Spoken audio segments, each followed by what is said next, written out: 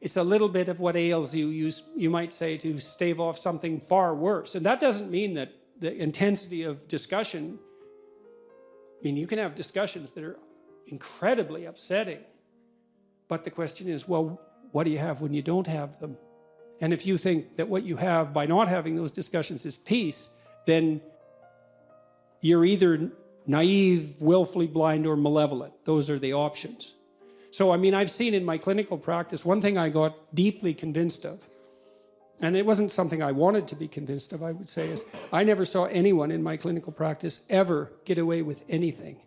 Not even once. You know, so they'd come because they were miserable for one reason or another, and sometimes deeply miserable, and we would trace back the genesis of the misery.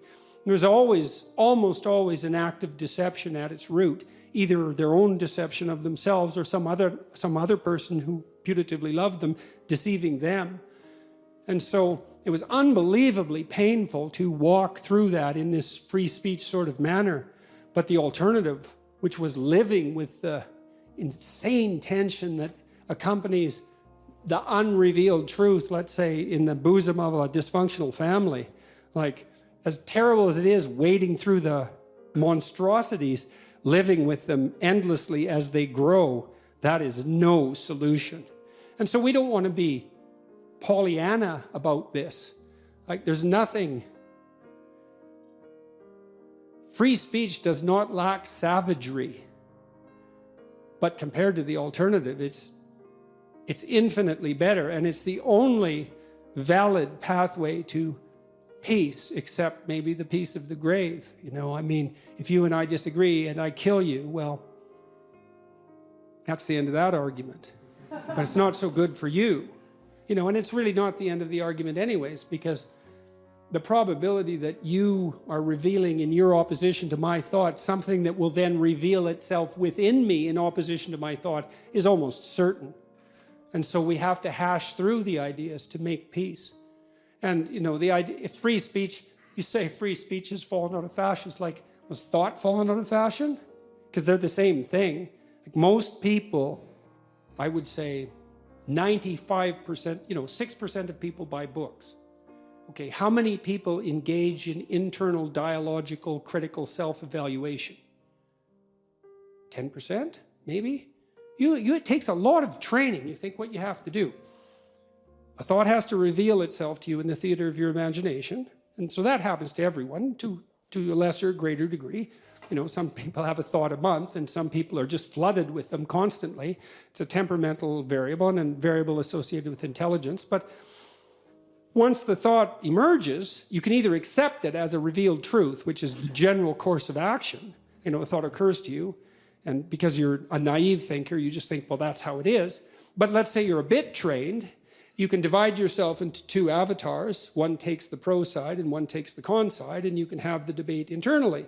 But you have to be unbelievably highly trained to do that. Now, all of you people, or the vast majority of you, do that as a matter of course, but don't be thinking that's the way people work, because it isn't. Most of what passes for thought, and I'm not being cynical about this, and I'm not looking down on people. You know, all people have their talents and their abilities, and some people are good at dialectic thinking. Some people don't have that skill particularly. The way that most people think is by talking. You know, and you see this if you have a close relationship with someone perhaps who isn't as intellectually inclined as you. They'll be pondering something and they'll sort of offer a thought in a questioning sort of manner, and it's an invitation. It's like, well, I thought of this and I'm kind of scared of it, or I'm doubtful about it, and what do you think of it? And then you play the role of what would otherwise be an internal avatar, and they play the opposite role, and maybe you switch, from time to time if it's kind of playful, and you evaluate the thought. Well, that can't fall out of fashion. That's like reading a map has fallen. We need to get somewhere, but reading a map has fallen out of fashion. It's like, well, we're not going to get anywhere then, are we? Because that's how you get places. And that's why I said earlier, freedom of speech is not just another freedom among freedoms, and it's certainly not another right among rights. It's certainly not, and that right is certainly not granted to us by the social contract or a derivative of government fiat.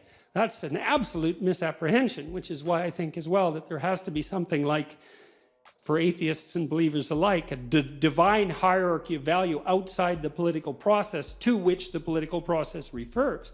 And one of the wonderful things about the English common law tradition is it's grounded in such a metaphysical reality such that we have all the rights there are, except those that are expressly forbidden to us by the common law tradition. It's like, yes, good work, English people. So, as opposed to French civil law, let's say. So, because there you're granted the rights by the state, and that's just, your rights are not a social construct. That's just simply not the case. It's not the case psychologically or physiologically for that matter. So. Hi, first of all, I'd like to just say thank you for having the courage to pursue the truth, and I'm very proud that you're Canadian, especially since truth has been so fraught lately in Canadian politics.